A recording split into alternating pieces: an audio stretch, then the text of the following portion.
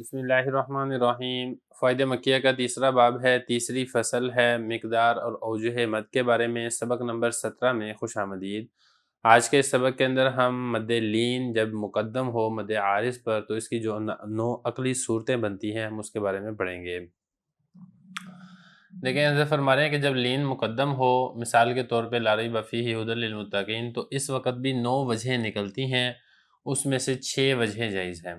دیکھیں گزشتہ سبق کے اندر ہم نے یہ والی بات تفصیل سے پڑھ لی تھی کہ مد عارض اور مد لین جب اکٹھے آ جائیں تو پھر آپ نے کیا کرنا ہے، اور اس میں ہم نے یہ پڑھا تھا کہ مد عارض اور مد لین جب اکٹھے آ جائیں اور مد عارض جب مقدم ہو، جیسے کہ اس کی مثال ہم نے پڑھی تھی من جوع و آمنہم من خوف۔ اب یہاں پر اس کے برعکس ہے، یعنی اس صورت میں یہ ہے کہ جو مد لین ہے یہ مقدم ہے مد عارض پر۔ اس کی مثال کیا دی ہے؟ اس کی مثال دی ہے لا ریب فیہ ھدی للمتقین۔ اب اس میں دیکھیں اگر آپ یہاں پہ وقف کرتے ہیں نا، لا ریب، اب یہ دیکھیں یا ساکن ہے اور اس سے ماقبل مفتوح ہے تو یہ لین ہے، تو اگر آپ نے یہاں پہ وقف کیا ہے تو یہ مد لین ہے، اور اگر آپ متقین پہ وقف کرتے ہیں تو یہ مد عارض ہے۔ تو لین مقدم ہے عارض پر، تو اس صورت کے اندر بھی 9 عقلی احتمالات بنیں گے، اور جو 9 عقلی احتمالات ہیں ان میں سے حضرت فرما رہے ہیں کہ 6 وجہیں یا 6 صورتیں آپ کہہ لیں یا 6 احتمال آپ کہہ لیں یہ جائز ہے۔ اب پہلے آپ یہاں پر یہ سمجھ لیں کہ 9 عقلی احتمالات کون سے بنتے ہیں۔ بہت آسان بات ہے، دیکھیں مد لین میں جو 3 ہیں اس میں ہے طول مال اسکان، اور دوسری ہے توسط مال اسکان، اور تیسری ہے قصر مال اسکان۔ مد لین کے ان 3 کو انہی 3 مد عارض کے ساتھ جب آپ ضرب دیں گے تو پھر 3 ضرب 3 یہ کل 9 صورتیں بنیں گی۔ یہاں پہ میں نے بنائی بھی ہوئی ہیں، اس کو ذرا دیکھ لیں۔ فرما رہے ہیں پہلی صورت کیا بنے گی؟ طول مال اسکان، یعنی جو مد لین ہے اس میں طول مال اسکان ہو اور مد عارض میں بھی طول مال اسکان ہو، اور اس کا حکم کیا ہے؟ اس کا حکم یہ ہے کہ یہ جائز ہے۔ نمبر 2، اب جو 3 ہیں تینوں میں مد لین کے اندر یہی طول مال اسکان ہوگا۔ دیکھیں دوسری صورت میں بھی یہی ہے کہ طول مال اسکان ہے، جبکہ اس کے برعکس جو مد عارض میں ہے اس میں توسط مال اسکان ہے، اس کا حکم یہ ہے کہ یہ والی صورت ناجائز ہے۔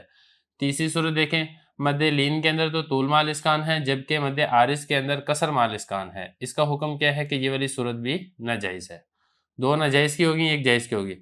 نمبر 4، اب یہ طول کی 3 صورتیں ہو گئی ہیں، اب آگے توسط کی صورتیں شروع ہو رہی ہیں۔ چوتھے صورت میں کیا ہے کہ جو مد لین ہے اس میں توسط مال اسکان ہے، اور مد عارض کے اندر اب یہ ساری ریپیٹ ہو جائیں گی، جیسے تھا نا طول توسط قصر، اب دوبارہ ایسے ہی ہوگا طول توسط قصر، یہاں پہ اس طریقے سے یہ ریپیٹ ہوتے جائے گا۔ اب یہ دیکھیں طول مال اسکان ہے تو اس کا حکم کیا ہے کہ یہ جائز ہے۔ 5ویں نمبر پر کیا ہے؟ توسط مال اسکان ہے مد لین میں، اور توسط مال اسکان ہے مد عارض میں، تو اس کا حکم بھی کیا ہے کہ یہ بھی جائز ہے۔ 3 جائز کی ہوگی، 2 ناجائز کی ہوگی۔ اب آگے چلیں۔ نمبر 6، جو مد لین ہے مد لین میں توسط مال اسکان ہے اور مد عارض کے اندر قصر مال اسکان ہے، اس کا حکم کیا ہے کہ یہ ناجائز ہے۔ نمبر 7 پہ کیا ہے کہ مد لین کے اندر قصر مال اسکان ہے اور مد عارض کے اندر طول مال اسکان ہے، اس کا حکم کیا ہے کہ یہ جائز ہے۔ نمبر 8 پہ کیا ہے؟ مد لین کے اندر قصر مال اسکان ہے اور مد عارض میں توسط مال اسکان ہے، اس کا حکم کیا ہے؟ یہ بھی جائز ہے۔ اور نمبر 9 میں مد لین میں قصر مال اسکان ہے اور مد عارض میں بھی قصر مال اسکان ہے، تو یہ بھی جائز ہے۔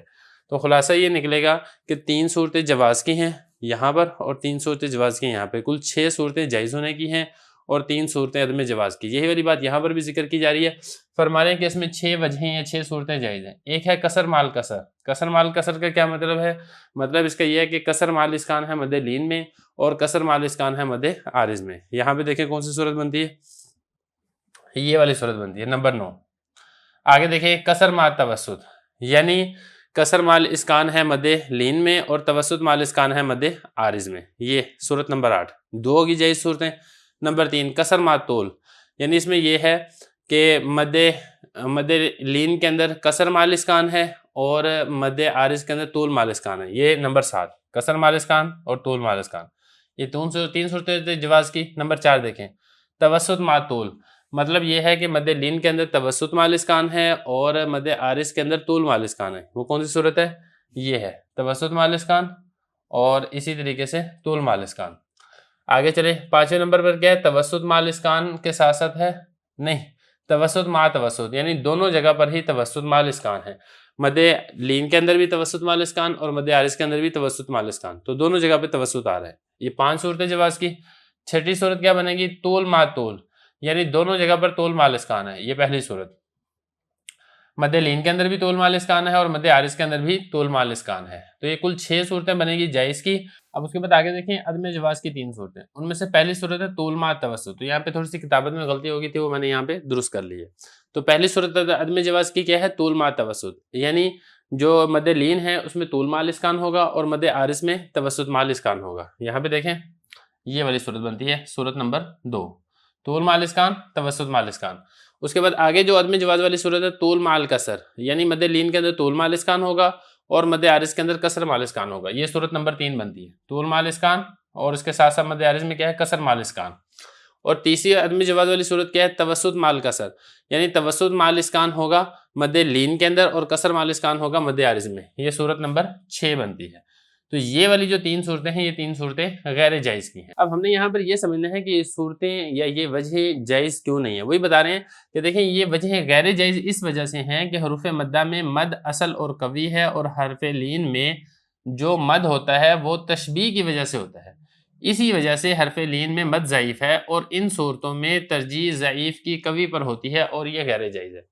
دیکھیں بات بالکل واضح ہے کہ تینوں وجوہ ناجائز اس لیے ہیں کہ ان میں ضعیف کو قوی کے اوپر ترجیح ہو رہی ہے. کیوں؟ کیونکہ جو حروف مدہ ہیں وہ اصل اور قوی ہوتے ہیں، اس لیے اس کے اندر مد کیا جاتا ہے.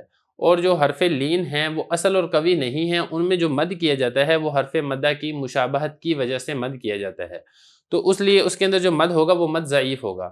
تو جب مد ضعیف میں طول ہوگا اور مد قوی کے اندر توسط ہوگا، یا مد ضعیف کے اندر طول ہوگا اور مد قوی کے اندر کسر ہوگا، یا پھر مد ضعیف کے اندر توسط اور مد قوی کے اندر کسر ہوگا، تو یہ جو صورتیں ہیں ان ساری صورتوں کے اندر اگر آپ غور کریں گے تو ضعیف کو قوی کے اوپر ترجیح دی جا رہی ہے، جو کہ جائز نہیں ہے. اس لیے فرمایا کہ یہ جو 3 صورتیں ہیں یہ 3 صورتیں جائز نہیں ہیں.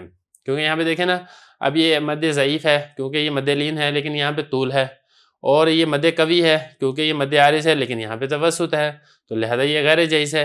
اسی طریقے سے یہاں پر بھی دیکھیں، یہ اگرچہ مد ضعیف ہے لیکن اس کے اندر مد طول کیا جا رہا ہے، اور یہ مد قوی ہے لیکن اس کے اندر اس سے کم درجے کا مد کیا جا رہا ہے. اسی طریقے سے تیسری صورت میں بھی دیکھیں گے تو یہی خرابی ہے، جس کی وجہ سے فرمایا کہ یہ جو 3 صورتیں ہیں یہ 3 صورتیں غیر جائز ہیں. اس کے بعد آگے دیکھیں، آگے فرمانے ہیں کہ اگر موقوف علیہ میں بسبب اختلاف حرکات روم و اشمام جائز ہو تو اور وجہ زائد پیدا ہوں گی، اس میں بھی مساوات اور ترجیح کا خیال رکھنا چاہیے، جیسا کہ من جوع اور من خوف. دیکھیں موقوف علیہ کا مطلب ہوتا ہے کہ کوئی چیز دوسرے کے اوپر موقوف ہوتی ہے. جیسے موقوف علیہ درجہ ہے نا، اب جو دورہ حدیث کا سال ہے وہ موقوف علیہ کے اوپر موقوف ہوتا ہے. تو جس پر کوئی چیز موقوف ہو اس کو موقوف علیہ کہا جاتا ہے. تو یہاں پر مطلب کیا ہے؟ یہاں پر مطلب یہ ہے کہ جو پہلا مد ہے، جیسے کہا نا کہ یہی پر بھی اگر آپ مثال دیکھتے ہیں تو یہاں پر یہ مد لین ہے اور یہ مد عارض ہے، لیکن یہ مد لین یہاں پر موقوف علیہ بن رہا ہے اور مد عارض یہاں پر موقوف بن رہا ہے. یا اسی طریقے سے جو ہم نے گزشتہ سبق پڑھا تھا جس کے اندر ہم نے مثال پڑھی تھی من جوع و آمنہم من خوف، اس کے اندر جو من جوع تھا وہ موقوف علیہ تھا اور من خوف یہ موقوف تھا. تو خلاصہ کہنے کا یہ ہے کہ موقوف علیہ اور موقوف کے اندر اگر روم ہو رہا ہو یا اشمام ہو رہا ہو تو پھر اس صورت میں مزید اضافی صورتیں بنیں گی. تو اس کے اندر بھی آپ نے جائز اور ناجائز کا خیال رکھ کے مساوات اور برابری کرنا یہ لازم اور ضروری ہے.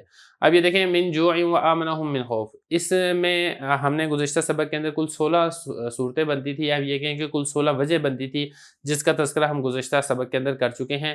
لیکن یہاں پر جو ہے نا، اس میں جو حضرت نے روم کی مثال تو پہلے گزر گئی ہے، جو اشمام کی مثال ہے وہ یہاں پر نہیں گزری ہے. تو لہذا اشمام کی مثال سمجھنا یہ بھی ضروری ہے تاکہ بات جو ہے وہ صحیح طریقے سے سمجھے. دیکھیں یہاں پہ اشمام کی مثال بھی دیکھ لیں، جیسے کہ یہ ہے وَإِنَّهُ لَذَلِكَ لَشَهِيدٌ وَإِنَّهُ لِحُبِّ الْخَيْرِ لَشَدِيدٌ. آپ نے یہاں پر یہ سمجھنا ہے کہ یہاں پر جو کل صورتیں بنیں گی یہ کل صورتیں بنیں گی 49 صورتیں. کیسے بنیں گی؟